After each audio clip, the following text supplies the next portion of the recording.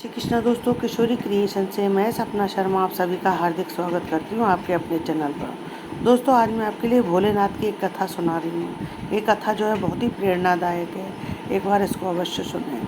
आइए सुनते हैं भोलेनाथ की कथा।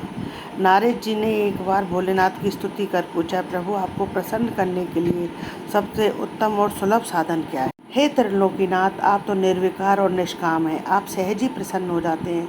फिर भी मेरी जानने की इच्छा है कि आपको क्या प्रिय है। नारद जी की इस प्रकार की बातें सुनकर तब शिव जी बोले कि नारद जी, वैसे तो मुझे भक्त के भाव सबसे प्रिय हैं, फिर भी आपने पूछा है तो बताता हूँ कि मुझे जल के साथ साथ बिल्व पत्र बहुत प्रिय है। जो अखंड बिल्वपत्र मुझे श्रद्धा से अर्पित करते हैं, मैं उन्हें अपने लोक में स्थान देता हूँ। नारद जी भगवान शंकर और माता पार्वती की वंदना कर अपने लोक को चले गए। उनके जाने के पश्चात पार्वती जी ने शिव जी से पूछा, हे प्रभु, मेरी यह जानने की बड़ी इच्छा हो रही है कि आपको बेलपत्र इतने प्रिय क्यों है। कृपा करके मेरी जिज्ञासा को आप शांत करें। शिव जी बोले, हे शिव, बिल्व के पत्ते मेरी जटा के समान। उनका त्रिपत्र यानी 3 पत्ते ऋग्वेद, यजुर्वेद और सामवेद है। शाखाएं समस्त शास्त्र का स्वरूप है।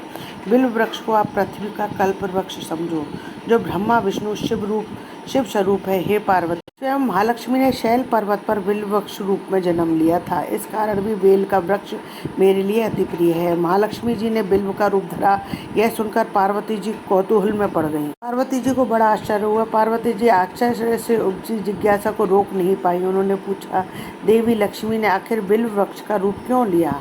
आप यह कथा विस्तार से कहें। भोलेनाथ ने देवी पार्वती को कथा सुनानी शुरू की। तब भोलेनाथ बोले, हे देवी, सतयुग में ज्योति रूप में मेरे अंश का रामेश्वर लिंग था।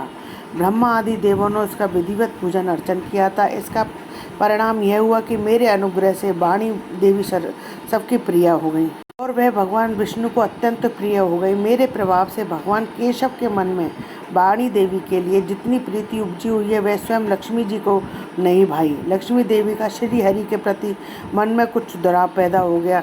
वह चिंतित और रुष्ट होकर चुपचाप परम उत्तम श्रीशैल पर्वत पर चली गई। वहाँ उन्होंने तप करने का निर्णय किया और उत्तम स्थान का चयन करने लगी। महालक्ष्मी ने उत्तम स्थान का निश्चय कर फिर महालक्ष्मी जी ने मेरे लिंग विग्रह की उग्र तपस्या प्रारंभ कर दी। उनकी तपस्या कठोरतम होती जा रही थी। हे परमेश्वरी, कुछ समय बाद महालक्ष्मी जी ने मेरे लिंग विग्रह से थोड़ा सा ऊर्ध्व में एक बिल्व का रूप धारण कर लिया।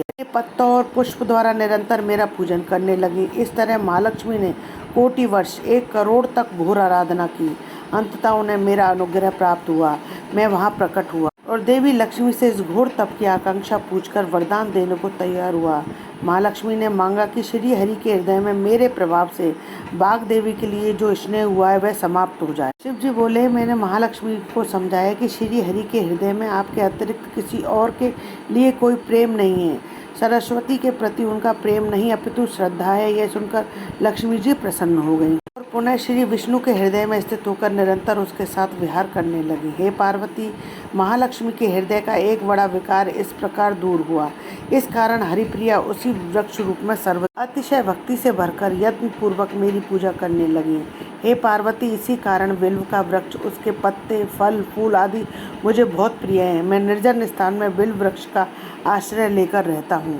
ओम नमः शिवाय। दोस्तों, यदि आपको मेरा ये वीडियो पसंद आए तो प्लीज़ मेरे वीडियो को ज़्यादा से ज़्यादा लाइक और शेयर करें। यदि आप मेरे चैनल पर नए हैं तो चैनल को सब्सक्राइब करना ना भूलें। पास ही में बेल आइकन को दबाएं, जिससे मेरे आने वाले हर नए वीडियो को नोटिफिकेशन मिल जाए। और मेरी वीडियो को जो है फैमिली और फ्रेंड में ज़्यादा से ज़्यादा शेयर करें। जय श्री कृष्ण दोस्तों।